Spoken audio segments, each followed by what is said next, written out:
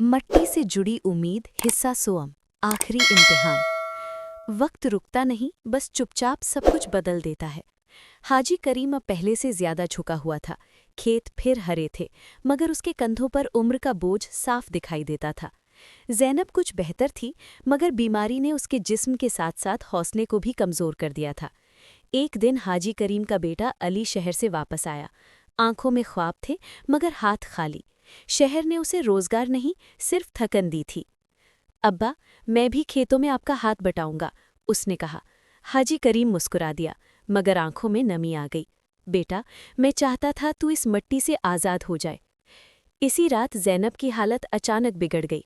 Doctor ने साफ कह दिया, अगर शहर के बड़े अस्पताल ना ले गए तो वक्त कम है। इलाज महंगा था, इतना महंगा कि हाजी करीम के पास सिर्फ एक ही रास्ता बचा था, वही ज़मीन जिसने उसे बार बार संभाला था। वो पूरी रात जागता रहा, कभी ज़ैनब की सांसें गिनता, कभी मिट्टी को याद करता। फज्र के वक्त उसने फैसला कर लिया। सुबह वो तहसील गया। ज़मीन बेचने के कागजात पर दस्तखत करते हुए उसके हाथ कांप रहे थे। अली ने रोकना चाहा, मगर हाजी करीम ने कहा, बेटा, ज़मीन फिर मिल जाएगी, माँ नहीं। ज़ैनब को शहर ले जाया गया। इलाज शुरू हुआ। दिन महीनों में बदल गए। हाजी करीम अब खेतों का मालिक नहीं रहा था, मगर सब्र अब भी उसकी मिल्कियत था। एक दिन अली ने खुशखबरी सुनाई। उसने किसानों के लिए एक छोटा सा मंसूबा शुरू किया था, खेती को जदीद तरीकों से जोड़ने का। गांव वालों ने साथ दिया। चंद महीनों में हालात बदलने लगे। पहली कमाई अली ने हाजी करीम के हाथ पर रखी। अब्बा, ये मिट्टी आपकी अमानत थी, हमने वापस ले ली है।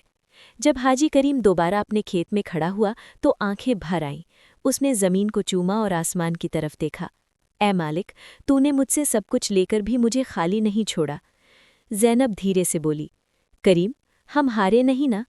वो मुस्कुराकर बोला, नहीं ज़ैनब, हम मिसाल बन गए हैं। और यूं कहानी ये सिखा गई कि असल मीरास ज़मीन नहीं होती, हौसला होता है, जो नस्लों में मुंतकिल होता है।